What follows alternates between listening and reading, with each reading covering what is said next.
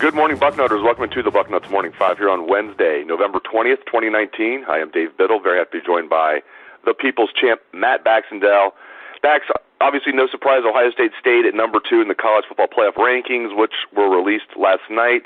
LSU stays in the top spot. My question for you, just as you see it, what's Ohio State's path back to number 1 other than maybe LSU losing? It just comes down to style points. Just what do you think? Or because Ohio State plays Penn State and Michigan, will it not even come down to style points? If Ohio State just wins out and takes care of business, you think they could end up being number 1? Just how do you see Ohio State's path back to number 1? Well, I think you win your final 3 games. I think it's that simple. Look, LSU's remaining schedule is like Arkansas and Texas A&M and then Georgia, right? So the Georgia game's a good one, obviously. But you know, this is a committee that Ohio State was ahead of LSU with until the Alabama game, right? So it means there's not a lot of difference between LSU's resume and OSU's overall body of work. You add a win over a top 10 Penn State team, a win over a top 15 Michigan team, and then a win over whoever wins the Big Ten West will be in the top 15 as well. You know, that's 3 straight ranked wins over really good football teams. So if OSU does its job here, and this is the most critical stretch of the season, I think the committee's going to be hard-pressed not to put them number 1. Plain and simple. So, you know, we'll have to wait and see how it all plays out. But I think the committee was already inclined leaning towards OSU before LSU had that resume boost from beating Alabama. OSU goes out and takes care of business. They're gonna likely be back at 1, is my guess. If they go out and they bomb a couple of these teams, like they've been doing to everybody else this year, then they're definitely going to be number 1. But even just beating teams with those kind of resumes is a good win. And I think that'll be enough to get them the top seed and the choice of their home advantage and a favorable matchup at this point, because I think the 1 seed is incredibly valuable this year. No kidding. Let's look ahead to the Ohio State-Penn State game. How do you see this one shaking out? Just what are your thoughts when you look at this matchup? Well, I think OSU's by far the better team, but you have to remember how tight the games have been the last couple of years. Let's be honest. I mean, 2 years ago, J.T. Barrett played the game of his life, and it was enough to beat Penn State by 1 point. Last year, they had that big comeback in Happy Valley, and they won by 1 point. Like 2 years ago, or I guess 3 years ago now, had they not given up a blocked field goal for a touchdown, they probably win that game by 3 points or something. So it's been tight. The difference was that they had Trace McSorley at quarterback, and they had Saquon Barkley at running back for a couple of those years, and I don't see anybody that same caliber in the offense for Penn State this year. Kind of like with Wisconsin, though. When Wisconsin came to the Horseshoe, we said, man, if OSU blows this team out, we know this team's really good. This is a very good Penn State team. They have a very good defense. KJ Hamler is terrifying with the football in his hands. But I'm not that sold on their running game being that good. Their O-line has been improved, but is it great? I don't think Sean Clifford's an elite quarterback. I do think Penn State will certainly make things interesting, but in the end, I think this is a really loaded OSU football team. And I'm generally leaning towards believing that these Buckeyes are going to put up a pretty decent number, and Penn State's going to have trouble scoring against this just ridiculously good defense that hasn't had to play more than a half in a long time. I mean, when was the last time they played a full game? Even against Wisconsin in the fourth quarter, they were bringing in the second string. So, you know, I think this is a game where OSU is going to come all out and is going to be ready to rock and roll because this is the Big Ten East on the line. But I think the Buckeyes win this game, and I think they end up taking a reasonably close game and making it a wider margin by the time the final score happens. Yeah, I like the Buckeyes a lot in this one. Not like it's going to be 63-14 or anything to bring up a score that's happened twice in this rivalry, once to each team, but I do think Ohio State's going to win by 3 scores or more, and it does help Ohio State as I look ahead to the weather forecast. It has turned a little bit for the better. Still going to be a relatively cool day. upper 30s, high of 41. But it's going to be dry, it looks like now. Now they're not calling for any rain or wintry mix until Saturday night. So everybody that wanted a night game, first of all, I don't know if I guarantee you that Ryan Day doesn't want a night game the week before they play Michigan. They want to get this game over with and then get right to work for Michigan. And furthermore, now it's going to be dry conditions for the game, it looks like, unless the weather changes again, which is entirely possible, especially here in the OHIO. But that does help Ohio State. They're the faster team. Not that Penn State doesn't have speed. Obviously, KJ Hamler is one of the quicker guys in the nation. But this helps Ohio State if the weather holds true here, that now it's looking like the rain will hold off, the wintry mix will hold off until Saturday night, and we'll have dry conditions for the game. I also think it eliminates the element of randomness that comes along with wet weather games. If you're on the front row, you saw our post about that I put up about saying there was potential for snow, and some people were like, "Oh, you snowflake, why are you such a nervous Nelly? Have some balls." And I'm like, guys, I'm not worried about the game as much. I don't like the element of randomness that comes with snow. Yes, bad weather games in the past were bad because JT Barrett didn't have the arm to throw and wind, but and the truth is, if you have this game and you take out the chance of OSU accidentally squibbing a couple fumbles or something, then Penn State really doesn't have a great chance. The way they win this game is that if OSU turns the football over and gives them short fields, right? And that's much more likely to happen if you have a wet weather game.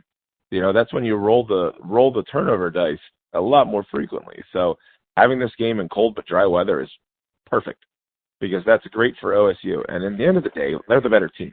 I expect OSU to win good weather, bad weather, right? But having dry weather makes it a little easier to get that passing game going, which will be the way that they blow the top off of this Penn State defense, and that's a good thing for OSU.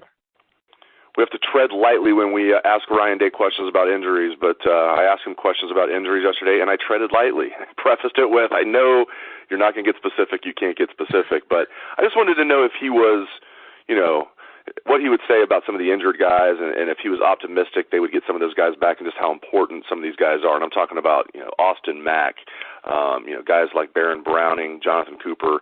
I'll even throw Damon Arnett in there, even though we all know what's going on with him. He's had the broken arm. He's been playing through it. Why do that against Rutgers? No reason to. Make the trip, sit out, let Cam Brown get in there and Seven Banks, and that's exactly what they did. But I did ask Ryan Day about those guys specifically, and I said, without getting into details, how do you feel? Are you optimistic? And he said, more than I expected he would, Bax. He said, I am optimistic that we're going to get those guys back. He said, we were probably even a little too cautious last week is how he put it, or overly cautious. So good news there. Doesn't mean they're going to get all the four of those guys back this week, although, reading between the lines, it sounds like they might get all four of those guys back this week. And to me, that's huge. You can't have enough depth. Not to mention you can't have Tough Borland covering Pat Frankenstein at tight end for Penn State. He's a really good tight end. This is the kind of game where you need Baron Browning against that more dynamic running quarterback. You need Baron Browning to be the guy who can break up those passes across the middle. Look, Penn State's way they win this game is they need to move Hamler around in the slot. They need to get him away from Sean Wade. They need to get him on a wide receiver. On one of the linebackers like Pete Werner, right? Like Hamler on Werner is a win for Penn State, right? So they're going to be moving him around left and right, hoping to get him on somebody. And I think OSU's probably going to have Wade follow him around as the interior guy. But, they've got that tight end as well. Pat Freiermuth is his real name. Pat Flingenferter, whatever you want to say. Pat Rowengartner? I don't know. But the truth is that, your linebackers are going to have to be able to handle him because he's going to be sort of the safety valve for what Clifford does throwing the football. And if you have linebackers who can stay with him, then there's a potential there for interceptions. There's a potential there for Clifford to have to hold the ball and get mauled by the D-line. So those are their two difference makers. And getting a guy like Baron Browning back directly affects a lot of things that they try to do with those guys. So that's a critical one, in my opinion, in this game. And as good as Tough has played the last couple games, let's face it, the last couple games have not been against teams as good as Penn State. So, I think Austin Mack's a bit of the guy lost in the shuffle. If he comes back and makes a couple plays here or there, that's about all you can really expect from him. But I do find it interesting as well that Ryan Day was talking about how he's optimistic. It's the most we've gotten out of him. And candidly, it was smart last week to let these guys sit back and relax. At the end of the day, you're going to beat Rutgers with your third string. You don't need to run out guys who are nursing injuries. It's essentially an off week. Like I said on Sunday on the Bucknuts Almost Live, this is OSU's equivalent to Western Carolina was Rutgers. Yeah, no kidding. It does feel like they had 3 straight bye weeks. It really does. It's nice to have a big game this week. It just, this is a different feel. When you're playing Rutgers and Maryland, it's just, it kind of feels more like a bye week than it does certainly a big game week. I want to close with talking about ticket prices, and this is not just an Ohio State issue. This is an issue across the country at big-time programs that are charging, upwards of $200 for face value tickets, where even for big games like this Saturday against Penn State, and you can speak on this more than I can, and you can probably go to the secondary market and get, good seats for half price of what the face value says. And that just, I want you to speak on that and what can be done. Do you think anything will be done in future seasons? Because you got to think schools are getting sick of seeing their prices being sold on the secondary market for half what the value is, and the TV experience backs gets so much better each year. I've always thought football was made for TV. Just you see the game so much better on TV than you do in person, and the TV experience gets better every year, whereas ticket prices go up every year. A lot to unpack there, but you're an expert on this. What can be done? What do you think will happen with ticket prices in the future? Well, first of all, this game is not sold out this weekend. When was the last time you remember a top 10 opponent coming to town for a game that could clinch the division championship and the game not being sold out? It's insane. But the reason it's not sold out is because OSU is charging the insane price of $210 a ticket for garbage seats and C-Deck. No one is going to pay that. Right now, if you go on StubHub, tickets are like $130 or $140 a ticket. That's dirt cheap. In the end of the day, you're going to see those tickets down closer to $100 a piece when they get closer to kickoff, Friday and Saturday, right? OSU is just trying to gouge people on ticket prices. These ticket prices have gone up, and they just announced that they weren't going to raise tickets for next year.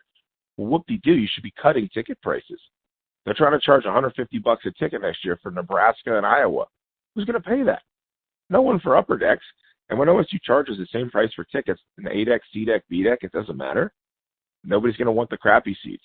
What OSU needs to do is make the C-deck tickets a lot cheaper and make the A-deck tickets more expensive so that the people who want to sit in the better seats are going to pay that better seat price. Or, and this is just crazy talk here, but since 2 years ago, Big Ten Network TV money has gone up by $16 million a school. Do they really need tickets this expensive? You're going to keep seeing empty seats in these stadiums. And I know OSU's claiming that these seats are filled, but I've been on Ticketmaster in the morning, the day of games, because I want to see what's still there. And there's been a lot of these games where there's what appears to be thousands of unsold seats. So something's going to give here. OSU's already reduced the capacity in the stadium trying to account for this. It used to be 105 or 6,000. Now it's 101,000, the official capacity, something like that. And I'm sorry, but here's the other question. How many people are going to pay $250 after fees to Ticketmaster for the Michigan ticket and C-Deck next year? Right now, maybe, but what if Michigan's 7-4 coming into the Horseshoe next year? Probably not. I mean, whenever you have a top 10 team like Penn State coming into town and you can't sell out, it means you've massively overpriced your tickets. All right, for a family of 4 to go to this Penn State game, they're looking at spending $850 on tickets. Then they're going to spend another $20 to $50 on parking. Then they're going to spend another $100 to $200 on food and drink. And they're going to freeze their butts off. And they're going to have to commit most of the day to it.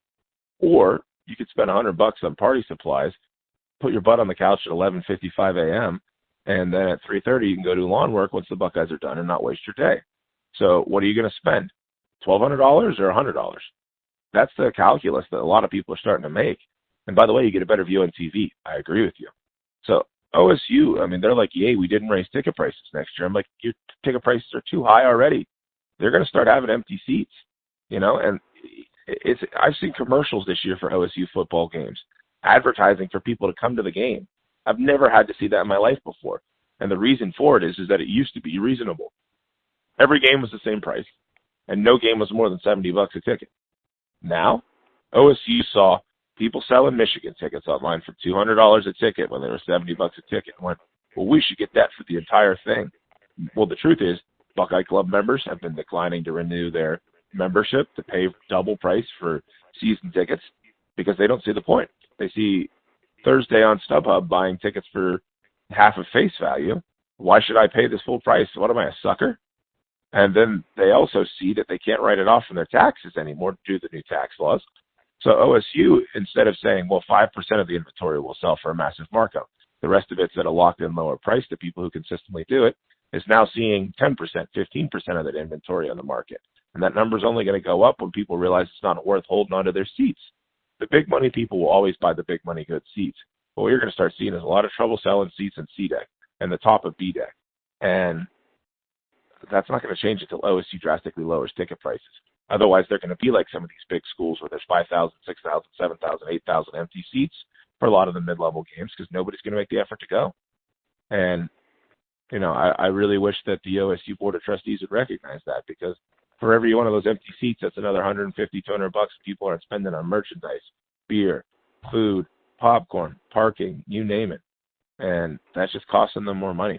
You cannot inflate your ticket prices and expect OSU fans to pay it forever. And that's why they've had to do stuff like 3-game packs this year and all this other craziness. That's why tickets are still available. And we're days away from a 2 versus 8 matchup. Too expensive, plain and simple. Excellent insights, as always, from the People's Champ, Matt Baxendell. Really appreciate it, Bax, and I appreciate all the listeners out there for tuning into the show. Hope everyone has a great day. Let's hear the Buckeye swag, best damn band in the land.